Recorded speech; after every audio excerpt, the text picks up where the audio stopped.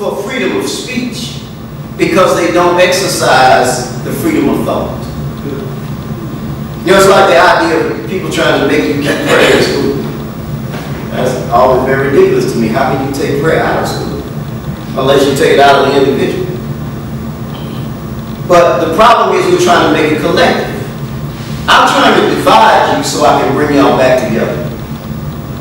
That's why I don't control families. I want everybody to be an individual.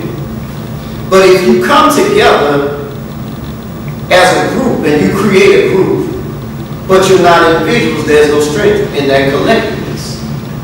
Even in a family.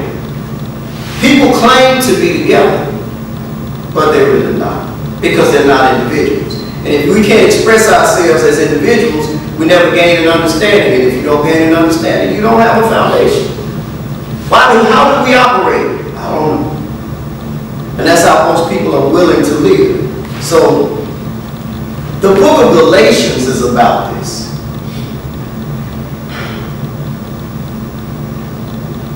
Let's read John 6, 62, 63.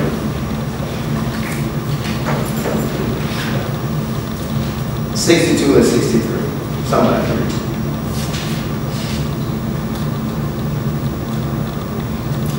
What then? If you see the Son of Man ascending to where he was before? Is it the Spirit who gives life? No, it is the Spirit. It is the Spirit who gives life. The flesh profits nothing. The word that I have spoken to you are spirit and are life. Now, I'll go through some things that I want you to just receive if you can open your mind. First of all, whatever something comes from is what it is. If a baby comes from a cow, it's going to be a cow. Right? If the seed comes out of an orange, if it grows up, it's going to grow up to be an orange at some point. That part of you which is spirit is connected to God. Always has been.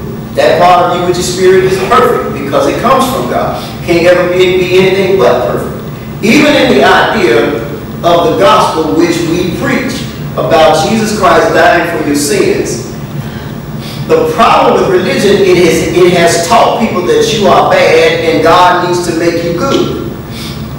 Am I right?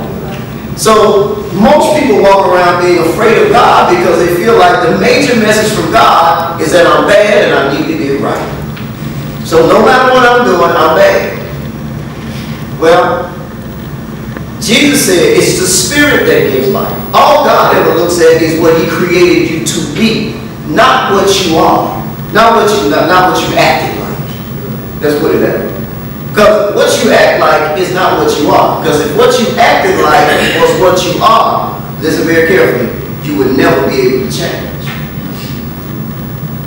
You follow me? There's a big difference between behavior and who I really am. Because who I am tells me what I'm capable of. Right? Like Rico just described. You know, you being something, realizing you can be more. You have the same heart, the same facilities, the same capabilities as anybody else. Well, what Jesus came for was to renew you. Renew. He didn't come to make you new, make you over again, or make something. He came to make something new that existed. So in order to renew you, you would have already have had to have. You would have had to be something that could be renewed. You had to be something in the beginning, then He put you back. Well, the only way He's putting us back is by the mind, the state of thinking. So what we're working on is changing the mind. Well, that sounds simple, but it's complicated. Why? Because matter cannot occupy the same space. What does that have to do with this? Well, you can't have two thoughts in the same place. If you think you're nobody, you can't think you're somebody at the same time. We got to get one of them out. So I spend a great deal of time trying to get you to figure out what you think about yourself. The problem with that is most of us start blocking out what we think so long ago and compartmentalizing our thoughts that if a thought is bad and I say, dude, is that what's on your mind? You say, oh, I ain't thinking that. But maybe you are. I don't like the idea of blessed and highly favored, but I can't eat it. I'm hungry. I'm blessed and highly favored. Can you give me $2? People will literally do that. They'll leave church. Rent ain't paid. Don't know how they're going to live. They're blessed and highly favored. But can you help me? So we need to learn how to manifest it. That's the whole point. Well, in order to manifest it, it's a lot of work in that because we're more complicated because we have to understand how the human mind works. It is still holding information of what you were taught. I made a statement last week. Maybe you will accept it as something that Jesus pointed out. Your family, if you receive the concept, your family is not the biological family you were born into. You can make them your family. Y'all might get along, that's a good thing. Your family is the one you start, because that's the one you have influence on. The other one was a group of people you came in with. Now that's not to say, a lot of times when you say that, people, like I said, with our compartments, I'm going to touch on things that are real sensitive to people because they've taken this and set it over here, and it's holding them. You know, it's like mama said. Like me being able to realize that what my daddy taught me to be able to dissect it and say there was some good in it and there was some serious limitations in it. And still being able to say, I love my daddy. I just don't agree with it on everything. Well, people are still stuck because they don't know how to disagree. We make everything right or wrong because we learn to look at it wrong. Well, it's the same reason that they killed Jesus. Because he wouldn't compartmentalize his life. You can't. He's over here today running with Mary Magdalene. But he had one purpose. God's will. If his goal was to carry the gospel on a mission, and these are the people who were going to give him the money to go do this to him, he accepted it. Do y'all follow? So he went on the mission. His mission never changed, but to outside viewers.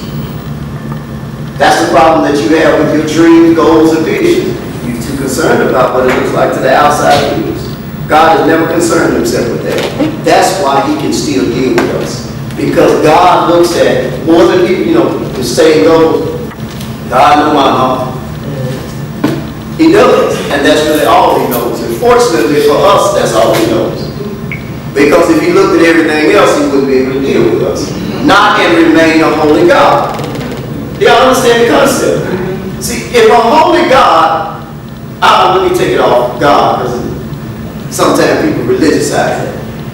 If a person living on this level, of finance, of thoughts, of whatever it is that he's living on, and he wants to remain on that level, he's not going to be able to keep running with people living down here. Bad company corrupts good morals. So if God is going to relate to us, he's probably trying to bring us up to his level. Or he's at least seeing us as somebody who he can relate to. Right? But the people could understand, as they say in the church, them shout words. If you really understood the concept, you have been changed. God is dealing with you. That should raise your self-esteem right there. The fact that God will even talk to you. Because every day people are going to try to hang around you and associate themselves. When you're doing better, you ain't cursing. That's an immediate self-esteem. Yeah, I know Michael Jordan. I said besides one after. To people, that's a self-esteem raise. Well, God is talking to you. The very fact that God deals with you means that on some level, you must be important enough, high enough, and good enough for God to deal with. Now, don't ever mistake that with your flesh. Remember that. If a dog is born a dog, he's going to be a dog. The dog is going to remain. That part of us which is flesh, will never be anything else. You can manage it, you can control it. Because if it could be, well, it will be when God decides to change that part. That's another lesson in the book of Corinthians and Colossians, I believe, where he said one day he's going to change the body. And in Romans it says that we'll be able to manage it until it becomes new. But on this earth, it's flesh. As long as it is flesh, it will be nothing but flesh, so you got to battle with it. That's why it's mortal, which means it's dying. But you keep it alive a lot longer than it may want to stay if you can manage it. There's a verse in Proverbs that said, the spirit of a man will sustain his infirmity, but a wounded spirit, who can bear it? Some English translations, some other translations say it this way. If a person has a strong spirit and will, they'll get over their sickness. But if their spirit and will is broken, they'll die from common cold. Well, that's what we are. We have to tap into, so the goal is to tap into the higher levels of who we are. Think on that. Stop worrying so much about your behavior, because you will live as well as you think. When you begin to believe you're somebody, you won't let yourself shrink to certain levels. You just won't do it. But that's not what's being preached to us. That's not what was taught to us. What they tell us is that God is up here and we're down here. And God is graciously dealing with us. We ain't worried. Okay, let's deal with that one time. Well, also, I'm not worried, but we're done with it. But he made me worried, so why would we keep dealing with what I'm not if he already fixed it? You know, like I had a thought this morning. Then don't worry about what you know you're learning today, and the fact that you wish you had learned it earlier, because what you're learning today you can't use yesterday anyway. So it stops a lot of people from continuing to learn, because they feel like, I'm 75 and I've done all that. No, learn something. If you plan to be here tomorrow, well, you might not learn something because it might make tomorrow better. You didn't do it when you were 25, but you can't go back there. So start learning and keep learning. Mostly what I want you to learn is about you, because the challenge is getting the stuff out of the places that it's in, so the new stuff can get in that place. So the new matter, the positive matter, can be in those places where they need to be when the situations arise, so you can respond better. And when you respond better, you get a better response. Right? And it's working. But in order to do that, we got to get rid of the compartments. Realize that they exist, but how about you can just take a little bit from this one, a little bit from this one. People struggle there now. I'm talking about an issue like some people rise when they start to be successful. Sometimes you don't realize that as a child, somebody gave you a twisted view of what went with that success. Like if you watch too much TV and you watch too many rap videos, you start getting a little money and you think you're supposed to be a baller. So as soon as your money comes, I'm going to ball. Right?